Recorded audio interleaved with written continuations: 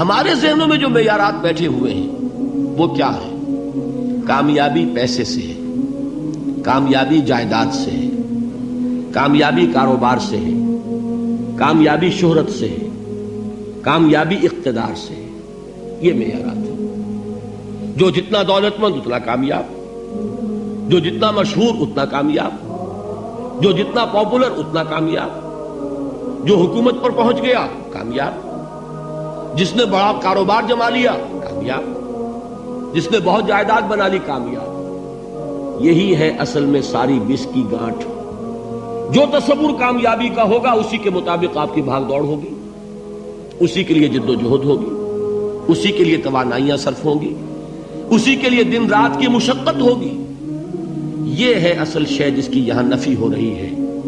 کامیابی دولت سے نہیں، کامیابی شہرت سے نہیں، کامیابی اقتدار اور طاقت اور حکومت سے نہیں، بلکہ کامیابی ہے ایمان سے، عمل صالح سے، تواصی بالحق سے، تواصی بالصبر سے. آپ غور کیجئے اس نقطہ نظر کا، اس ایٹیچیوڈ کا، یہ جو مینٹل ایٹیچیوڈ ہے اس کا بدل جانا ہی انسانی شخصیت کے اندر انقلاب برپا کرے گا. اب آپ کا نتیجہ کیا نکلا؟ اگر تو دولت سے کامیابی ہوتی تو قارون بہت کامیاب تھا، اگر حکومت سے کامیابی ہوتی تو فرعون اور نمرود بہت کامیاب تھے. کامیابی ان سے نہیں ہے. کامیابی انسان دولت میں قارون کی دولت تک پہنچ جائے اور دنیا میں دبدبہ اور اقتدار اور سلطنت اور حکومت کے اعتبار سے وہ نمرود اور فرعون کا مقام حاصل کر لے، وہ ناکام ہے، خائب ہے، خاسر ہے، برباد ہے. اور ابو ذر غفاری کامیاب ہے، چاہے ان کے پاس کچھ نہیں تھا، جھونپڑی تک نہیں تھی، کوئی گھر نہیں تھا. حضور نے فرمایا ہے اللہ کے کچھ بندے ایسے ہوتے ہیں جو کسی محفل میں جانا چاہیں تو انہیں اجازت نہ ملے، جو کہیں اگر رشتہ کرنا چاہے کوئی ان سے رشتہ کرنے کو تیار نہ، کہیں کوئی سفارش کرنا چاہے تو ان کی کوئی بات ہی نہ سنے. لیکن اللہ کے ہاں ان کا وہ مقام ہے کہ اگر بھولے سے بھی کسی بات پر قسم کھا بیٹھتے ہیں تو اللہ ان کے قسم کی لاج رکھتا ہے. یہ ہے فرق. یہ جان لیجیے اچھی طرح.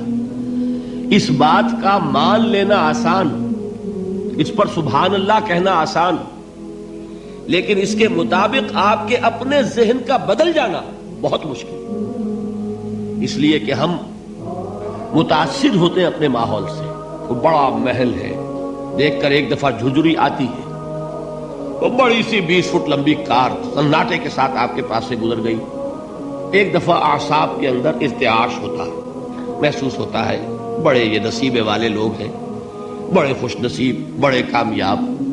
حالانکہ کچھ معلوم نہیں کہ یہی سب سے بڑی بد نصیبی ہو سکتا ہے کہ یہی سب سے بڑی ناکامی ہو. اگر ذہنوں میں یہ بات بیٹھ جائے کامیابی کس شے سے.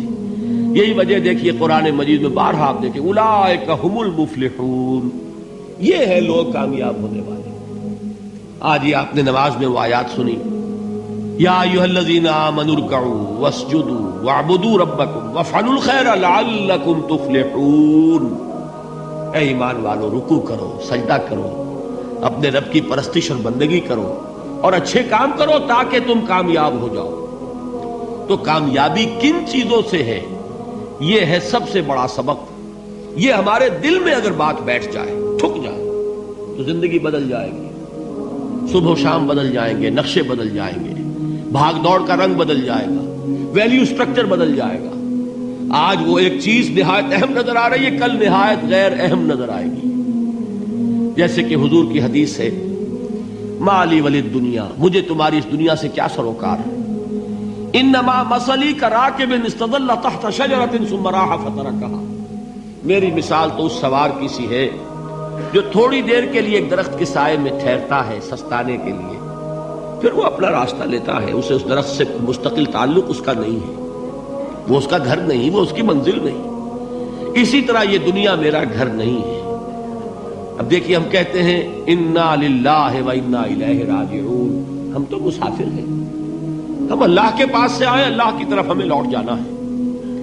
کن فی الدنیا کانک غریب او عابر سبیل، حضور فرماتے ہیں دنیا میں ایسے رہو جیسے کہ تم اجنبی ہو یا راہ چلتے مسافر.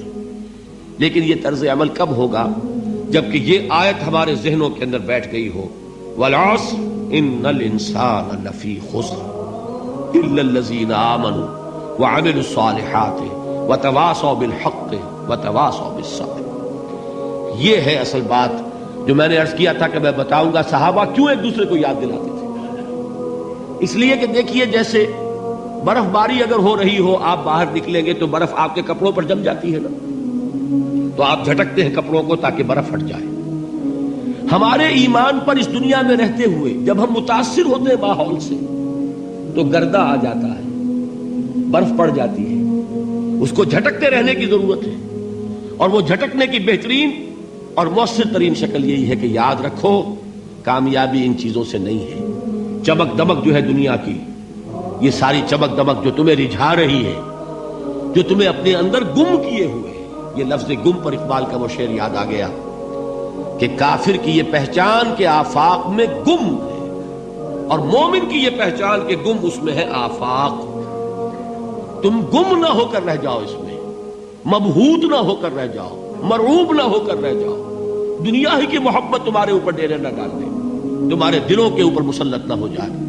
لہذا تازہ کرتے رہا کرو، والعصر ان الانسان لفی خسر الا الذین آمنوا وعملوا الصالحات وتواصوا بالحق وتواصوا بالصبر۔ پھر یاد کر لو، پھر تازہ کر لو اپنے اس یقین کو کہ کامیابی دولت سے نہیں، کامیابی ثروت سے نہیں، کامیابی اقتدار سے نہیں، کامیابی شہرت سے نہیں، کامیابی جائیداد سے نہیں، کامیابی ہے ایمان سے، کامیابی ہے عمل صالح سے، کامیابی ہے تواصی بالحق سے، کامیابی ہے تواصی بالصبر سے۔